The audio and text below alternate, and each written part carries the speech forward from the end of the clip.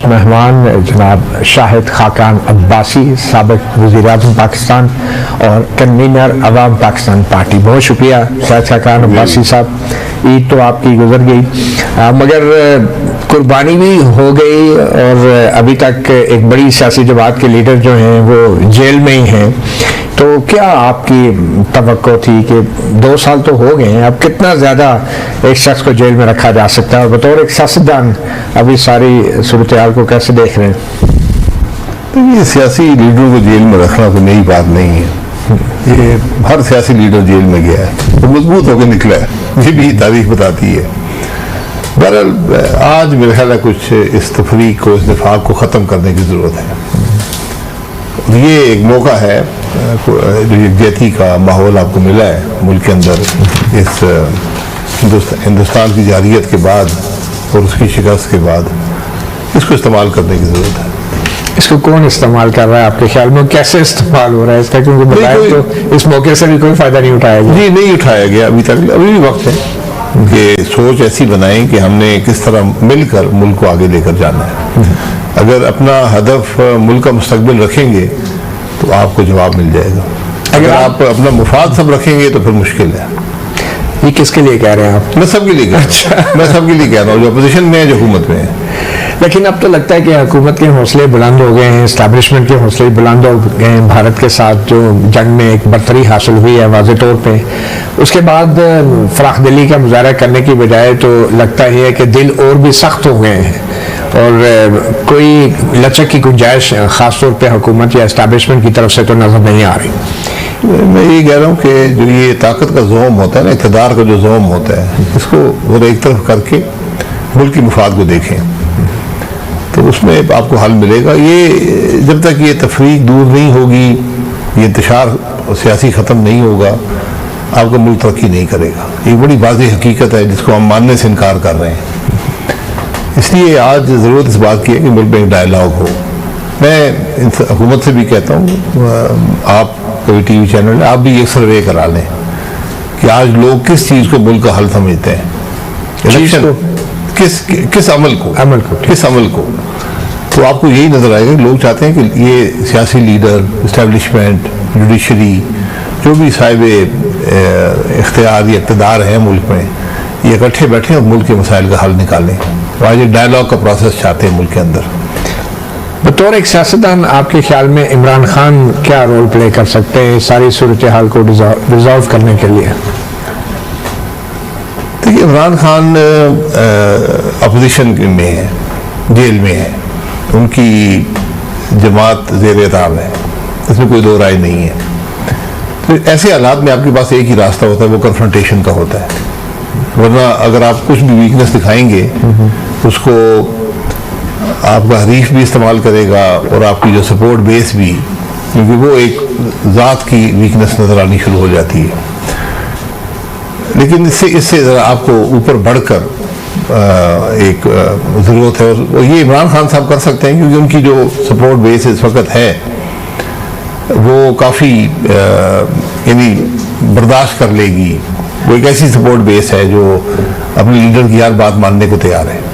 एक बड़ा मुतालबा जो बज़ाहिर अब रिपोर्ट हो रहा है, और बल्कि इमरान खान की जो बहनें हैं उनकी मुलाकात हुई है और उसके बाद मीडिया को ये बताया गया है कि इमरान खान साहब कह रहे हैं कि उन्हें मुतालबा किया जा रहा है उनसे कि 9 मई पे वो माफ़ी मांगे।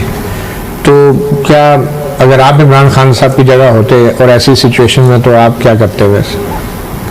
देखिए, 9 मई को जो हुआ है उसको हमने डॉक्यूमेंट भी नहीं किया सही तरह से, लेकिन ये एक हकीकत है कि अगर मुल्क के लोग ही मुल्क की फौजी तंसीबात पर हमलावर हो जाएं, ये बहुत तशवीशनाक बात है। आपको लगता है ये मुनज़्ज़म काम हुआ है या एक रद्द अमल था अवामी? देखिए, यही बात देखने वाली है ना कि रद्द अमल था या मुनज़्ज़म था, इसके अंदर क्या हक़ाइक़ हैं।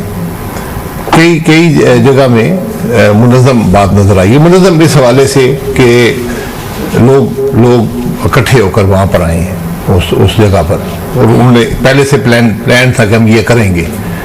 ये अब उस मौके पे वहाँ पहुँचकर अगर शायद एहतजाज तशद्दुद वाला ना होता, उनकी सोच जो थी, लेकिन वहाँ मौके पर जब एक पत्थर चल जाए फिर बात चल जाती है। इसलिए ऐसे मामलात में ज़रा जमातों को बड़ी सोच समझ से काम लेना पड़ता है, जो पीटीआई ने नहीं लिया। तो फिर इमरान खान को माफी मांग लेनी चाहिए, जैसा कि अब जाहिर मुतालबा किया जा रहा है। माफी किससे मांगेंगे? माफी मुल्क से मांग सकते हैं, भाई अगर मेरी जमात से गलती हुई है तो मैं उसकी माफी मांगता हूँ, ठीक है, कोई ऐसी बात नहीं है। तो इससे ज्यादा कमजोर नहीं पड़ जाएगा कि सियासी लीडर और उनकी सियासी जमात? नहीं, देखिए, अगर एक ऐसा अमल है जिसको अवाम ने भी पसंद नहीं किया, जो कानून भी आपको इजाजत नहीं देता, जो हमारी रवायत भी नहीं है, और जिससे मुल्क कमजोर होता है, मैंने कहा ना, ये जब ऐसी इतनी सीरियस बात हो जाए कि अवाम का एक जत्था या एक ग्रुप या जो भी है वो फौजी तंसीबात पर हमलावर हो, और ये हुआ है, इसमें दो राय नहीं है, तो उस पर फिर कोई रास्ता आपको निकालना पड़ेगा। ये रास्ता इमरान खान ने निकालना है या एस्टैब्लिशमेंट ने और शहबाज शरीफ ने भी निकालना है? ये सब ने मिलकर निकालना है। अगर मुल्क में इलेक्शन मुतराजा होता है, इलेक्शन चोरी होता है, तो वो भी एक गैर आईनी अमल है, तो उसके भी हम सबको इतनी हमें माफी मांगनी पड़ेगी कि माफी होगी हम सभी माफी मांग रहे होंगे, शायद आप ना हो रहे हो, तो हम तो यकीनन होंगे। आपको भी फिर बहुत सारे मामलात में माफी मांगनी? जी, मैं वही कह रहा हूँ ना, सारा दिन माफी मांगते रहेगी। तो इसलिए आप समझते हैं कि माफी का मुतालबा भी ये सिर्फ एक जिद ही हो सकता है? देखिए, माफी का मुतालबा कोई नेगोशिएटिंग पॉइंट नहीं होता, ये दिल से आनी चाहिए। मैं अगर आपको ये कहूँ जी तुम माफी मांगो फिर मैं तुमसे बात करूंगा, ये बात मुनासिब नहीं होती। नेगोशिएटिंग पॉइंट क्या होने चाहिए पब्लिक इंटरेस्ट में? नेगोशिएटिंग पॉइंट आज ये होने चाहिए कि हम एक टेबल पर बैठें और मुल्क के मसाइल का हल कलेक्टिवली करें। मसलन इलेक्शन के ऊपर क्या बात? जो भी है वहां बैठ के बात करें ना। आपके जहन में कोई इलेक्शन का आपके पास कोई हल नहीं है, आपका हाल रूल ऑफ लॉ में है, कानून की हुक्मरानी में है। अच्छा, जिस दिन मुल्क का निजाम आइन के मुताबिक चलेगा आपका मामला दुरुस्त होगा। लेकिन कोई हुकूमत आएगी मैंडेट वाली तो तब चलेगा ना सर। मैंडेट मौजूदा हुकूमत मैंडेट की मिला है उसको? नहीं, मैंडेट तो नहीं, पिछली के पास था, वो भी नहीं था। तो अब इसका अंदर इलेक्शन तो हाल है ना? आप नहीं, इलेक्शन कैसे कराएंगे? इलेक्शन आपके मुतनाज़ा हो गए, जो रिजल्ट आएगा उसको एक ग्रुप नहीं मानेगा। मौजूदा इलेक्शन कमिश्नर के होते हुए इलेक्शन हो सकते हैं दोबारा? इलेक्शन कमीशन के बेचारे का क्या कसूर? बेचारा वो क्या करेगा? जब फिर तो सुप्रीम कोर्ट भी हमारी बेचारी थी। इलेक्शन देखिए, अगर आपको, हाँ सभी बेचारे हैं, तो काजी फारिद साहब भी बेचारे थे, सारे बेचारे ही है। अच्छा, तो असल कौन है फिर जाबिर?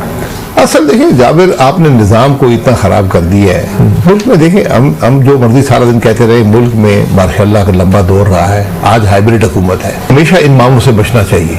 क्या रोल है? आप कह रहे हैं कि फौज का क्लियर रोल, ये क्या है? हाइब्रिड रोल आप सबने कहा है। भाजपा साहब पिछली हुकूमत में कह रहे थे, आज भी SIFC आपके सामने मौजूद है। SIFC को एक कानूनी शक्ल दे दी गई है, लेकिन क्या वो एक इदारा है जो आइन के अंदर है? आपके ख्याल में क्या? सर, जो इदारा डायरेक्शंस दे सके काबीना को, तो वो फिर आइन से बाहर चला गया। अगर वो एक रेगुलेटरी रोल में है फिर उसका कोई बात हो सकती है। नहीं, आप कह रहे हैं जो इदारा काबीना को डायरेक्शन दे सके। काबीना को कौन डायरेक्शन दे सकता है पार्लियामेंट के अलावा? जी हुई, फिर ये मामला काबीना के अंदर रहना चाहिए था। जब आपने एक अलहदा इदारा बना दिया, क्या वो इदारा, मैं सवाल कर रहा हूँ, क्या वो इदारा ये इख्तियार रखता है कि वो काबीना को डायरेक्शंस दे? SIFC की बात SIFC की बात कर रहा हूँ। ठीक है, अगर ये है, क्योंकि जो कम से कम कानून बना है उसके अंदर ये बात मौजूद नहीं है, लेकिन तासुर ये है कि जो SIFC फैसला करेगा वही होगा। अगर ये बात है तो फिर आपकी ECC का क्या बनेगा? ECC काबीना का दिल होता है, तमाम इकोनॉमिक डिसीजन वहाँ पर होते हैं, और मैंने आज तक नहीं देखा, शायद कभी हुआ हो कि ECC का फैसला जो है वो काबीना ने रद्द कर दिया। इसलिए हमें बड़ी एहतियात से इन मामलों को डील करना पड़ता है। आप तो सिर्फ SIFC की बात कर रहे हैं। यहाँ पे तो जो मुकदमात बन रहे हैं, जो कारकुनों को उठाया जाता है, जो अदालतों से फैसले आते हैं, उनके हवाले से भी अपोजिशन के लोग तनकीद करते हैं। यही मैं कहता हूँ, जब भी फौज अपने रोल से बाहर आएगी, जब उसकी विजिबिलिटी होगी मुल्क के मामलात में, चलाने के मामलात में, तो फिर तनकीद की गुंजाइश नहीं। आपको विजिबिलिटी पे एतराज है यार? नहीं, मुझे नहीं, विजिबिलिटी आप बेशक रखें, अच्छा, लेकिन जब आप ये करेंगे तो फिर अब लोगों को तनकीद का मौका मिल जाता है। इसलिए फौज को अपने रोल के बारे में खुद सोचना पड़ेगा कि हम किस हद तक इस रोल को रहेंगे। चलें, ठीक है। तो आपके ख्याल में ये जो 9 मई का मामला है, इस पे माफी मांगने में कोई हर्ज नहीं है, लेकिन ये कोई हल भी नहीं है, और ये माफी बजाते खुद कोई हल नहीं है। लेकिन अगर एक ऐसा वाकया हुआ है तो शायद हम सबको माफ़ी मांगने की गुंजाइश है कि हालात वहाँ तक ना पहुँचने देते, क्यों हालात पैदा हुए, हुआ है ना, उसको हमने डॉक्यूमेंट भी नहीं किया। आज तक ये नहीं पता कहाँ पर क्या हुआ।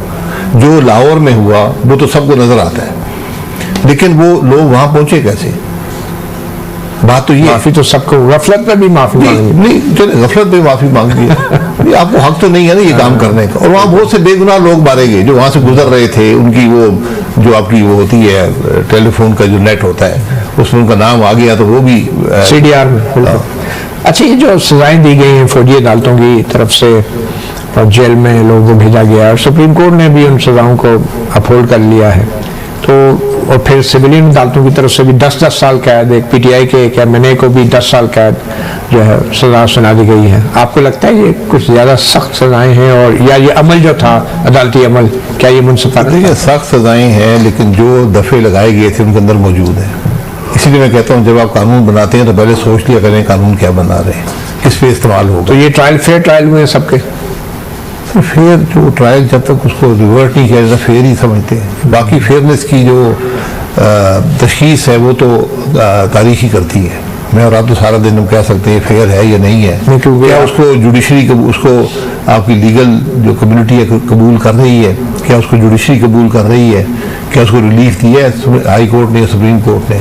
बात तो ये जब ये ATA बना था इसका मकसद क्या था? आज आप यकीन करें ये सबसे काला कानून है मुल्क के अंदर। ये बना कुछ मखसूस मकासद के लिए था कि मुल्क में टेररिज्म रोज एक धमाका होता था, उसके लिए बना था। आज ये आप पुलिस पैसे कमाने के लिए सबसे पहले आप ये जो ATA लिख देती है, वो सबसे पहले आप पता करें कि कितने ATA के जो FIR में डाला गया उसको जो कोर्ट्स हैं